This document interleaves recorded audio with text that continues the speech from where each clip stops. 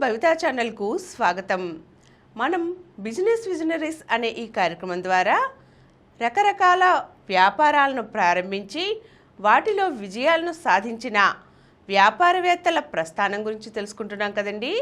ఈరోజు Ather vehicles, Ather energy సంస్థ వారి ఈవీ స్కూటర్ల గురించి, వారి విజయ ప్రస్థానం గురించి తెలుసుకుందాం. తాబేలు వెదురు ఈ మొక్క చిగురు తొడగాలంటే రోజులు నెలలు కాదు 5 సంవత్సరాలు పడుతుంది. ఒకసారి మొలకెత్తిన తర్వాత ఆకాశాన్ని తాకుతుందా అన్నంత వేగంగా ఇది పెరుగుతుంది. అలాగని ఆ 5 ఏళ్ళు ఇది ఊరుకునే కూర్చోదు.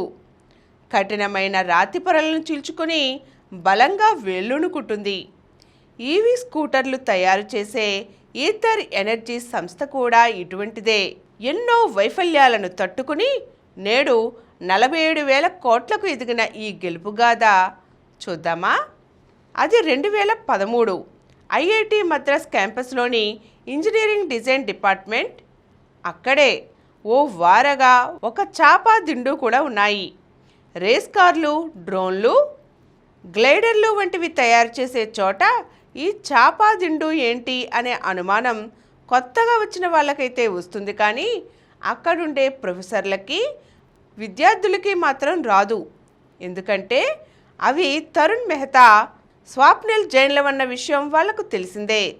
తరుణ్ అశోక్ లేలాండ్లో స్వాప్నిల్ జనరల్ మార్కెట్లో చేస్తున్న కార్పొరేట్ ఉద్యోగాలను వదులుకొని ఇక్కడకు వచ్చారు. అద్దె కట్టే స్తోమత లేక పగలు రాత్రి ఆ ల్యాబ్లోనే ఉండేవారు, ఇక్కడే తినేవారు.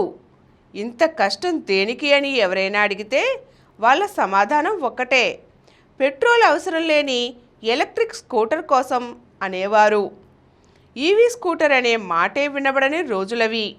మరి మన దేశపు తొలి ఈవీ స్కూటర్ తయారు చేయాలన్న కళ వాళ్లకు ఎలా మొదలైందంటే, తరుణ్, స్వాప్నిల్ ఇద్దరిది మధ్యతరగతి కుటుంబాలే.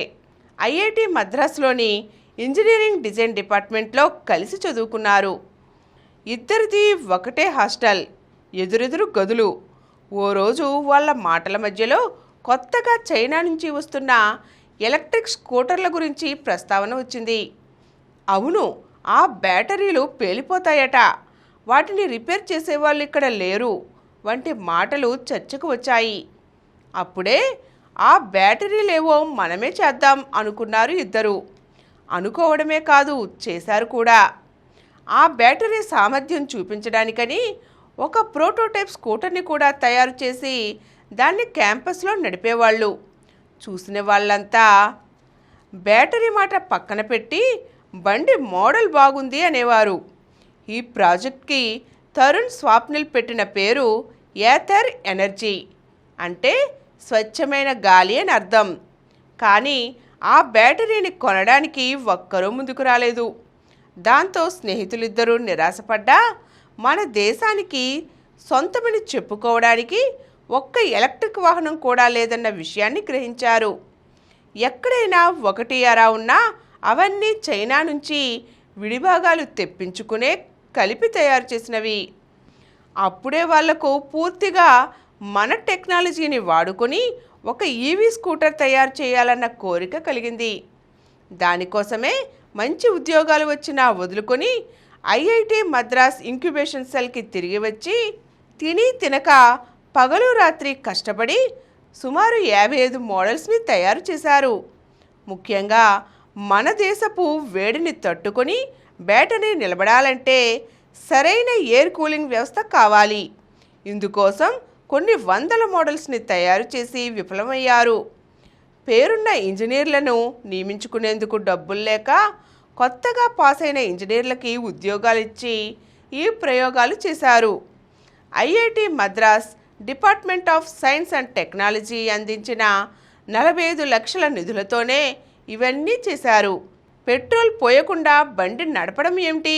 ఇది ఆచరణ సాధ్యమైన ఆలోచన కాదని 80కి పైగా సంస్థలు పెట్టుబడులు అందించేందుకు నిరాకరించాయి. ఎన్నో సంస్థలు కాదన్నాక హీరో మోటోకార్స్, ఫ్లిప్కార్ట్ని స్థాపించిన సచిన్ బిన్నీ బన్సాల్ ముందుకు వచ్చి పెట్టుబడులు అందించారు. అలా 2013లో ఏథర్ ఎనర్జీ మొదలైన 5 ఏళ్ల వరకు ఒక్క బండిని కూడా బయటకు తీసుకురాలేదు. కారణం చాసిస్, సాఫ్ట్వేర్, బ్యాటరీ ప్రతిదీ సొంతంగా తయారు చేసుకొని ఓ మంచి ఈవీని దేశం కోసం తయారు చేయాలన్నదే వారి తపన. ఈ 5 ఏళ్ళు ఆదాయం లేదు, ఖర్చు తప్ప. తరుణ్ స్వాప్నిల్ ఆ పరిస్థితులను తట్టుకుని నిలబడ్డారు. మొదట్లో ఒక్కో బండి తయారీకి 5 లక్షలు ఖర్చయ్యేది. కానీ మార్కెట్లో పోటీని తట్టుకుని 1,50,000కే అమ్మవలసిన పరిస్థితి. దాంతో బండి డిజైన్లో మార్పులు తెస్తూ ఖర్చుపైన అదుపు తెచ్చుకున్నారు ఇద్దరు. హోసూర్లో సొంతంగా తయారీ యూనిట్ మొదలుపెట్టి నాణ్యతతో రాజీ పడకుండా వీళ్ళు తీసుకువచ్చిన రిస్తా 450X వంటి వాహనాలు విజయవంతం అయ్యాయి. మధ్యలో కొన్ని సంస్థలు చైనా నుంచి తీసుకువచ్చిన విడిభాగాలతో వేగంగా వాహనాలు తయారు చేసి మార్కెట్లోకి దూసుకొచ్చినా ఏథర్ కనబరిచిన సహనం, పట్టుదల ముందు అవన్నీ వెనక్కి తగ్గాల్సి వచ్చింది. ఇప్పటిదాకా 6 లక్షలకు పైగా బండ్లను అమ్మి 47,000 కోట్ల విలువని సంపాదించుకొని స్థిరంగా దూసుకు వెళ్తోంది ఏథర్. ఈరోజు మనం ఏథర్ సంస్థ యొక్క విజయ ప్రస్థానం గురించి తెలుసుకున్నాం కదండి. మరో చక్కని వ్యాపారవేత్త విజయగాథతో మళ్ళీ కలుద్దాం. ఈ కార్యక్రమం మీకు ఎంతో నచ్చింది కదా.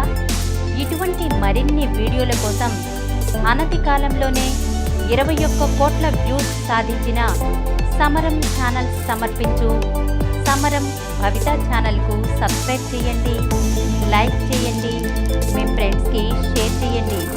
అలాగే ప్రక్కనున్న గంట సింబల్ని ప్రెస్ చేయడం మర్చిపోకండి.